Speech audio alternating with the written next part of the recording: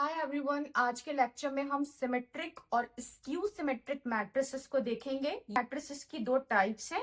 Symmetric matrix क्या matrix होता है? अगर हम किसी भी गिवन मैट्रिक्स ए का ट्रांसपोज लें और ट्रांसपोज लेने पर आपको आपका वही मैट्रिक्स रिपीट होकर यानी completely same as it is आपको मिल जाए, तो इट मींस दैट जो आपका गिवन मैट्रिक्स है वो बेसिकली सिमेट्रिक मैट्रिक्स है।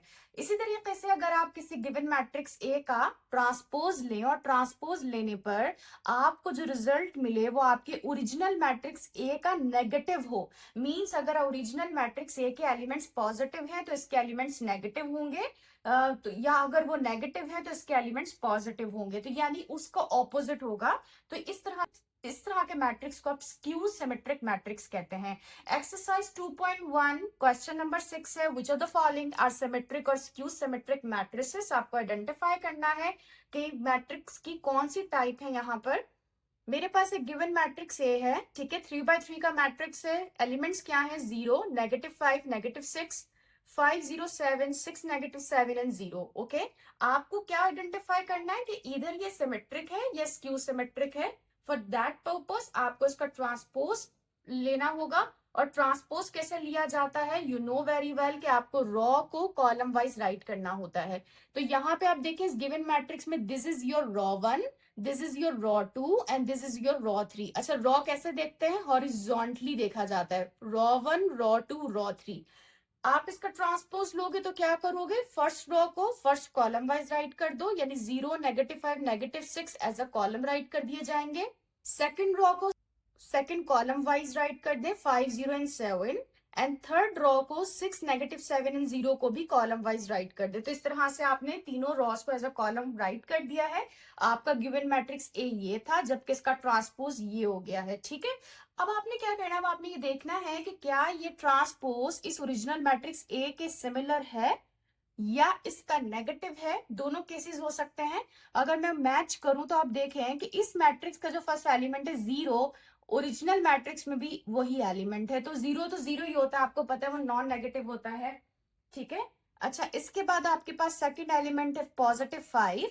ठीक है, तो आपके पास ओरिजिनल मैट्रिक्स में ये एलिमेंट -5 है, यानी कि ओरिजिनली -5 था, लेकिन अब ट्रांसपोज लेने के बाद +5 हो गया है। अच्छा जी, ओरिजिनली -6 एलिमेंट था, लेकिन ट्रांसपोज लेने के बाद 6 हो गया है। ओरिजिनली एलिमेंट 5 था, ट्रांसपोज लेने के बाद -5 हो गया है। इसी तरीके से 0 तो 0 रहेगा, 7 था, -7 हो गया है।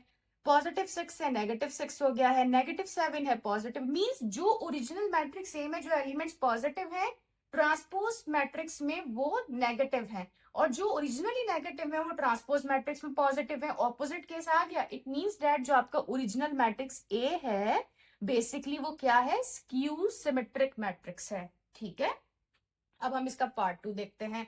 पार्ट 2 हमारे पास अगेन 3x3 का मैट्रिक्स है। आप इसका ट्रांसपोज लोगे, रॉ को कॉलम वाइज राइट करो, 7, 5, 8, 5, -1, 6, 8, 6, -1। ठीक है, ये आपने ट्रांसपोज ले लिया है। Now basically you need to just check कि इधर ये मैट्रिक्स बिल्कुल एग्जैक्टली इसके जैसा है या इसके साइन ऑपोजिट है, यानी कि इसका नेगेटिव है।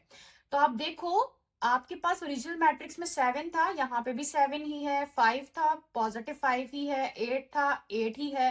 सही, यानी जो एलिमेंट जिस तरीके से मौजूद थे, जिन साइन के साथ मौजूद थे, उसी तरीके से मौजूद है। इसका मतलब क्या हुआ कि जो मैट्रिक्स आपका ए गिवन था, ट्रांसपोज लेने के बाद भी आपको सेम वैसा ही मैट्रिक्स मिल गया है, एग्जैक्टली सेम मैट्रिक्स मिला है। सो इट मीन्स दैट कि आपका जो ओरिजिनल मैट्रिक्स है वो क्या है? सिमेट्रिक मैट्रिक्स है। तो इसी तरीके से एग्जाम में आपके पास क्वेश्चन आ सकते हैं। इस तरह के क्वेश्चन बेसिकली एमसीक्यूज में आते हैं।